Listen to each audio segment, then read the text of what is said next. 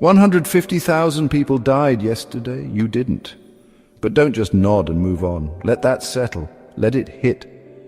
Because if you're not careful, this will be just another fact you forget, another quiet miracle you scroll past while convincing yourself that nothing extraordinary is happening today. We've been trained to believe that life only becomes meaningful when it's dramatic, when something finally happens. But the truth is, the most extraordinary moment of your life might be happening right now, and you're missing it. Here's the real tragedy. Most people won't die when their hearts stop beating. They'll die in pieces, slowly, from distraction, from routine, from forgetting that breath means you're still in the game. So I'm going to ask you something, and I want you to answer it with your whole life. If today was your last full day on earth, is this how you'd be living it? Would you start the day by checking notifications? Would you stay quiet in a moment that deserved your truth? Would you keep holding back your joy because someone might think it's too much? Or would you change everything? Brendon Burchard tells a story. He lost someone close to him, a sudden death. No closure, no chance to say goodbye. And after that, he started ending every talk with one question. If you were given one more day, what would you do with it? Then he looks into the silence and says, you already have one. So go do those things. It's powerful. But here's the problem. Most people won't, not because they don't care, not because they don't understand, but because they've been hypnotized by the noise, by the story that says you have time, you'll get to it, you'll be present later. That story is a lie. Time isn't generous, it's indifferent, and it doesn't wait for you to be ready. We keep thinking life will make a grand entrance, but what if it's already here waiting for us to show up? So let's snap out of it. You don't need more time, you need more truth. You don't need a better morning routine. You need to look around and realize that this moment is not a warm-up. It's the show. Every breath is the performance. Every glance, every heartbeat, every silence you ignore. It's all part of a day you don't get to redo. And if you're still breathing, then you're still on stage. So the question isn't, will today be meaningful? The question is, will you notice that it already is? Because the miracle is not in what's coming, it's in what you just inhaled.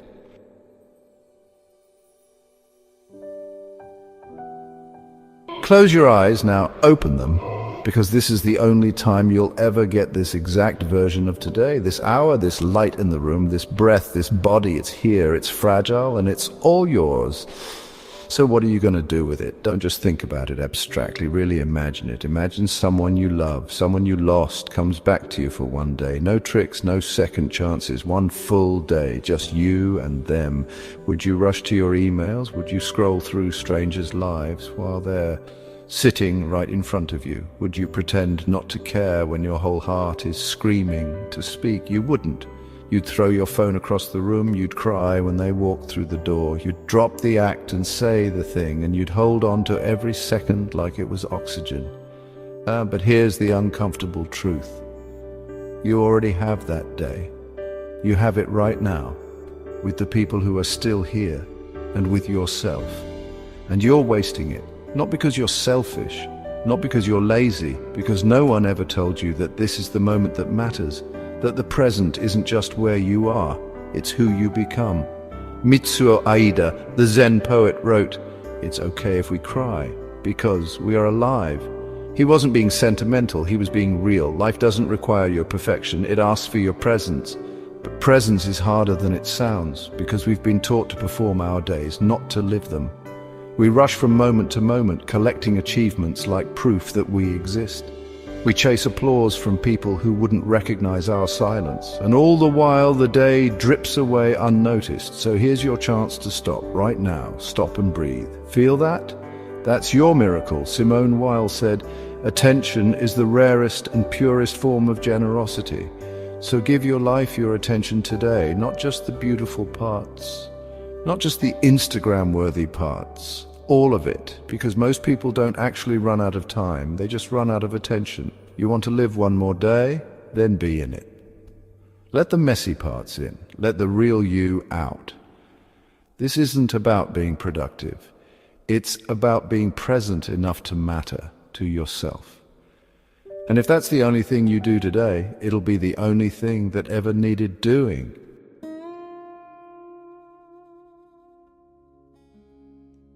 Most people don't run out of time. They just never learned how to feel it. Not the kind you count on a calendar, not the kind you wear on your wrist. The kind that lives inside one present, irreversible, sacred moment. The kind that asks not, how much do you have left? But, what will you do with what's right here? Jorge Luis Borges once told a story. A man sentenced to die at dawn. Just before the execution, he prays for one more year to finish his life's work.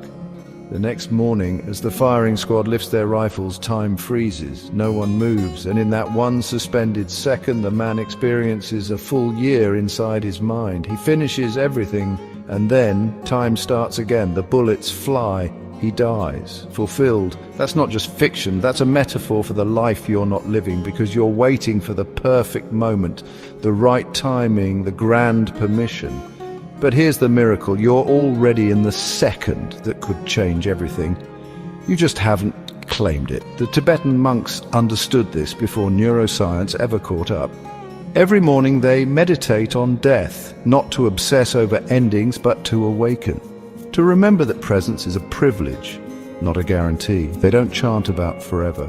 They ask, if today is my last, how will I greet it? This isn't about morbidity, it's about clarity. James Hillman once wrote, the impulse to death is not anti-life. It may be a demand for a fuller life through the death experience. In other words, maybe your burnout, your numbness, your quiet ache isn't just fatigue. Maybe it's your soul knocking. Maybe it's life asking you to stop existing and start becoming. But we don't. Because we've been trained to perform, to rehearse instead of live, to delay instead of act. We don't say the thing because we don't want it to be awkward. We don't take the leap because we don't want to fail. And in protecting ourselves from discomfort, we protect ourselves from living. The story we've bought is, one day I'll do it, I'll love louder, I'll forgive, I'll slow down. But one day is a myth. The only day you've ever had is this one. And the truth is, you can stretch it, you can fill it, you can choose to see it for what it is. A piece of eternity dressed like Tuesday. But only if you stop waiting for your life to begin, because time won't announce itself. It's not a drum roll, it's a whisper, and it's whispering now.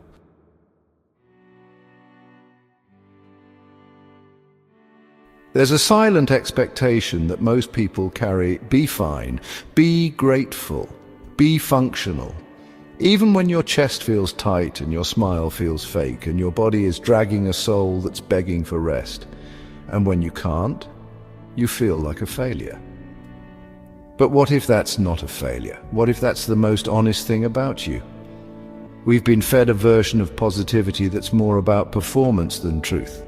We post quotes about resilience while quietly unraveling.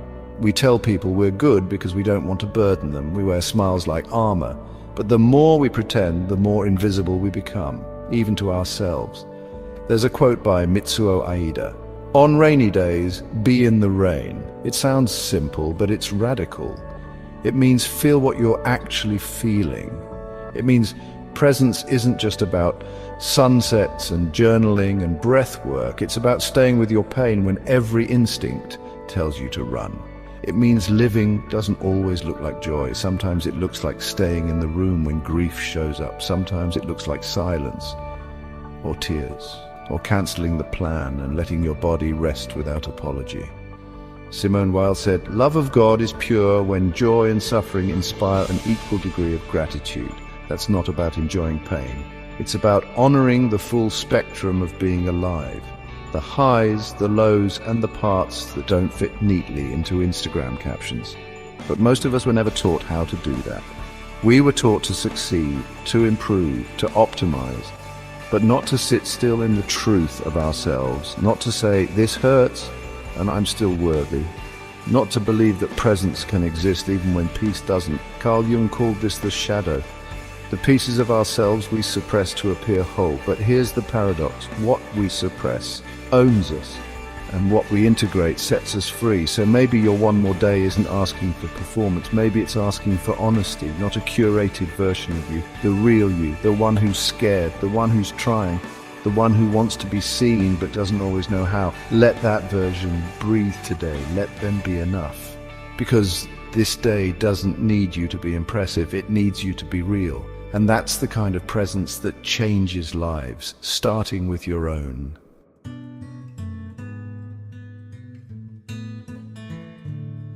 The most dangerous lie we're told isn't that life is short, it's that meaning lives somewhere far away, out in the distance, after the next milestone, under the spotlight of some future moment where we finally become someone worth remembering. But most people don't miss their life because it's too fast. They miss it because they've been trained to overlook what's already here. They're scanning the horizon for purpose while stepping over miracles. The sound of someone humming in the next room, a cup of coffee going cold, a pause in conversation that doesn't need to be filled. These aren't distractions from meaning, these are meaning. You just haven't been taught to see them that way. Brendon Burchard once wrote, "Time is a reality confined to the instant and suspended between two voids." In other words, the only time that's real is this one, not yesterday, not tomorrow, just now, suspended between everything you were and everything you're becoming. But we rarely enter the now fully because it feels too small. We crave something more, something bigger, louder, shinier. But what if the sacred thing isn't what's rare? It's what's repeated. What if your one more day isn't asking for fireworks, but for attention, Rainer Maria Rilke said. It is our task to imprint this temporary, perishable earth into ourselves so deeply that its essence can rise again, invisibly inside us. That's not romanticism, that's a survival strategy, because the days you don't imprint will disappear and you'll look back and wonder where they went, even though they were here all along. You just weren't. We've become spectators of our own lives, taking pictures of sunsets we never truly watched, recording moments we didn't actually feel, distracted in the presence of people we love, rushing through the acts of being alive while waiting for something more meaningful to begin. But this is it. This is what the meaningful part looks like. It looks like folding laundry, making someone laugh, breathing in the air after it rains, holding someone's hand and not needing to say a thing. Matsuo Basho captured it in one haiku. An old silent pond, a frog jumps in, splash, silence again, nothing happens, and yet everything does. That splash was a whole world if you were listening. We keep saying we want more time, but what we really need is more reverence, more silence between words, more seeing instead of scrolling, more showing up. Not for something extraordinary, but for something exquisitely ordinary, because the sacred isn't hiding, you are. And this one more day isn't asking you to conquer it, it's asking you to feel it, to live it like it matters, not because it's spectacular, but because it's yours, and it will never come again.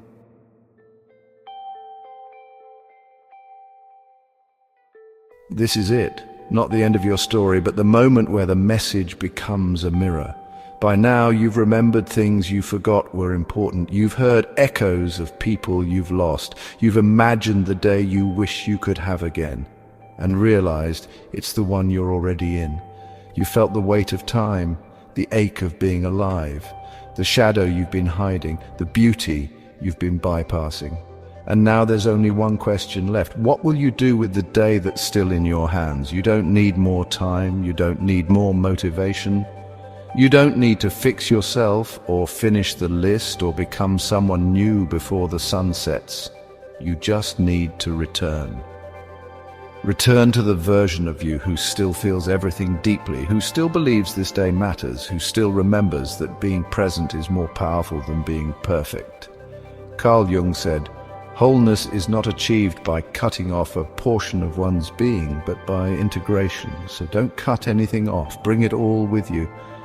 The version of you that's exhausted but still trying, the one who's grieving something they never got to say, the one who wants more from life but hasn't had the words, the one who forgot how sacred they are because the world rewarded their performance more than their presence. Let that version of you breathe. Let them own this moment, not with certainty but with sincerity. Because this is your one more day, and it's not a test, it's a gift. Not because everything is okay, but because you're still here to feel the difference. So here's the invitation. Don't let this be just another video. Let it be the line in your timeline where something quiet inside you shifted, and if you've made it this far, maybe it already has. Tell me, what will you do with your one more day? Write it, share it, live it, and when you forget again, and you will, just come back to the breath, because that's the only place life ever waits.